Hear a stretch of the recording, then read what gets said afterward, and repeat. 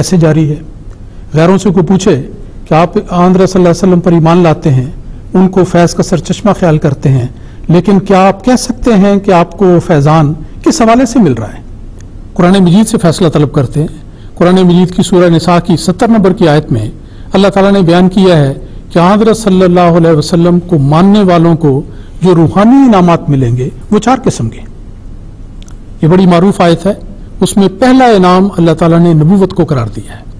اب وہ لوگ جو ختم نبوت کے سرکاری طور پر دعوے دار بنے پھرتے ہیں, وہ یہ بتائیں کہ ختم نبوت کا فیضان کیا اس نبوت کے فیضان کو بند کرنے کے ساتھ ہوگا, بلکہ واضح طور پر جو نبوت کا انعام دیا گیا ہے وہ ایک جاری و ساری انعام ہے. اگر وہ جاری انعام نہیں تو پھر بتائیں کہ فیضان ختم نبوت کا مضمون کیا بنتا ہے. اور اس کے لیے اللہ تعالیٰ نے اس آیت کریمہ میں یہ شرط بیان کر دی ہے کہ جو لوگ اللہ پر یقین کریں گے اور حضرت صلی اللہ علیہ وسلم کو ماننے والے ہوں گے, ان کو 4 روحانی انعامات دیے جائیں گے. اللہ تعالیٰ کا حتمی وعدہ ہے, اور سب سے پہلا انعام وہ ہے جو نبوت کا انعام ہے. ظاہری بات ہے, اب کوئی شخص بہت ہی جاہل ہوگا جو یہ کہے گا کہ گویا حضرت صلی اللہ علیہ وسلم خاتم النبیین بھی ہو گئے, سب سے آخری کامل مکمل کتاب شریعت کو لانے والے بھی ہو گئے, اور آپ کے بعد آنے والا کوئی اور نبی بھی آئے گا جو نئی شریعت لائے گا. یہ ناممکن بات ہے, کیونکہ جب یہ بات ایک شرط کے طور پر بیان کی گئی کہ آنے والا لازمی طور پر آپ کا مطیع اور فرما بردار ہوگا, تو ظاہر بات ہے کہ آنے والا ہمیشہ امتی نبی ہو سکتا ہے, اس کے علاوہ ہو نہیں سکتا. اور یہی وہ بات ہے جو حضرت مسیح موعود علیہ الصلوۃ والسلام نے اپنے ارشادات میں بیان فرمائی, اور اسی بات کا دعویٰ آپ نے کیا ہے. اب یہ انتہائی ظلم کی بات ہے کہ حضرت مسیح موعود علیہ الصلوۃ والسلام کی تحریرات کو دیکھا نہیں جاتا, ان کو پڑھا نہیں جاتا, ان کے پڑھنے سے لوگوں کو روکا جاتا ہے, اور جب بھی کہیں حوالہ پیش کیا جاتا ہے تروڑ مروڑ کر پیش کیا جاتا ہے, سیاق و سباق سے لگ کر کے پیش کیا جاتا ہے, اور بالکل ایک غلط تصویر دنیا کے سامنے پیش کی جاتی ہے. میں آپ کے سامنے چند حوالے رکھنا چاہتا ہوں جس سے آپ کو پتہ لگے گا کہ حضرت مسیح موعود علیہ الصلوۃ والسلام نے اس بات کو واضح طور پر بیان فرمایا ہے کہ مجھے اللہ تعالیٰ نے نبی اکرم صلی اللہ علیہ وسلم کی غلامی کی برکت سے یہ انعام نبوت جو امتی نبوت کا انعام ہے یہ عطا فرمایا ہے. اس کے علاوہ آپ کا دعویٰ ہی نہیں.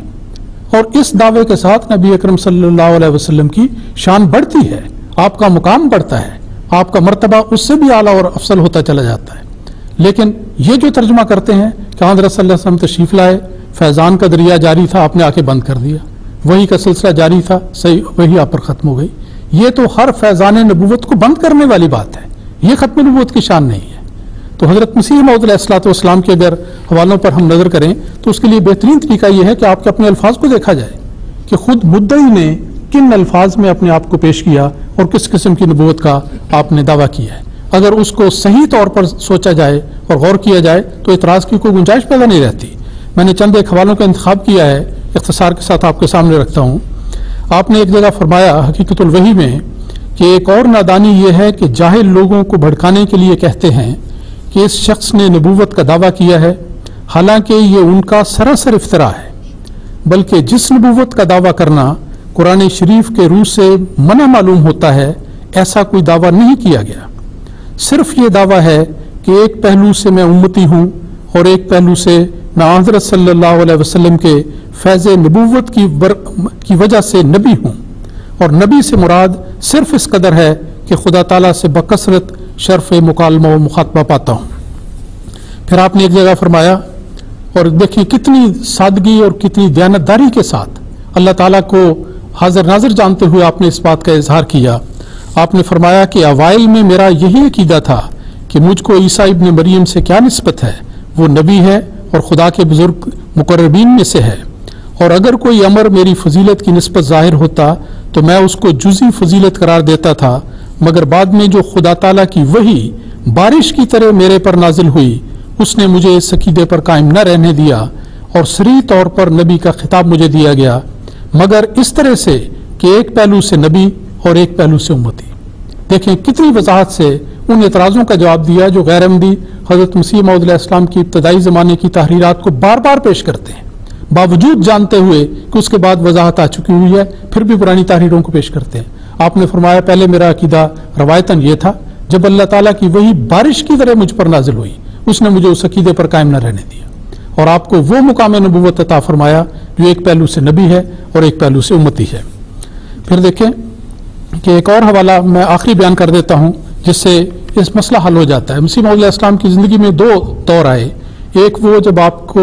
الہامات میں نبی قرار دیا گیا، لیکن آپ نے اس روایتی خیال کے مطابق کہ آن صلی اللہ علیہ وسلم پر شریعت کا کمال ہو چکا ہے، آپ نے اس کی توجیہ کی، اس کی تعویل کی، لیکن بعد میں جب اللہ تعالیٰ نے جیسا بھی میں نے ذکر کیا آپ پر کھولا تو پھر آپ نے کھل کر بیان کر دیا کہ مجھے اللہ تعالیٰ نے یہ مفہوم عطا کیا ہے اور یہ میں بیان کرتا ہوں۔ تو ان دونوں باتوں کے بارے میں ایک فیصلہ کن کتاب ہے ایک غلطی کا ازالہ، اس میں سے میں ایک حوالہ بیان کرتا ہوں جس سے پوری حقیقت واضح ہو جاتی ہے۔ آپ نے فرمایا کہ جس جگہ میں نے نبوت یا رسالت سے انکار کیا ہے صرف ان معنوں میں کیا ہے کہ میں مستقل طور پر کوئی شریعت لانے والا نہیں ہوں اور نہ میں مستقل طور پر نبی ہوں، مگر ان معنوں سے کہ میں نے اپنے رسول مقتدا سے باطنی فیوز حاصل کر کے اور اپنے لیے اس کا نام پا کر اس کے واسطے سے خدا کی طرف سے علم غیب پایا ہے، رسول اور نبی ہوں، مگر بغیر کسی جدید شریعت کے۔ اس طور کا نبی کہلانے سے میں نے کبھی انکار نہیں کیا، بلکہ انہی معنوں سے خدا نے مجھے نبی اور رسول کر کے پکارا ہے۔ اب میں ناظرین سے اور سامعین سے یہ گزارش کرتا ہوں کہ آپ دیکھیں کہ اگر ان تحریرات کو مد نظر رکھتے ہوئے کوئی انسان بھی ان باتوں پر غور کرے تو کوئی اس کے لیے اعتراض کی بات نہیں رہتی، اور پھر کوئی گنجائش نہیں رہتی کہ یہ الزام اٹھایا جائے اور اس کو بار بار دہرایا جائے کہ مسیح موعود علیہ السلام نے گویا نبوت پر ڈال دیا ہے، جیسے نعوذ باللہ یہ کہا جاتا ہے۔ لیکن اس کے باوجود، سننے کے باوجود، سمجھنے کے باوجود اگر کوئی لوگ اس بات پر اصرار کریں گے تو میں ان سے یہ عرض کرنا چاہتا ہوں کہ یاد رکھیں وہ اپنی اس حرکت کے لیے اللہ تعالیٰ کے حضور یقیناً جواب دہ ہوں گے، اور قیامت کے دن ان سے جواب طلبی کی جائے گی۔ انہیں فکر کرنا چاہیے کہ اس دن ان کا جواب کیا ہوگا۔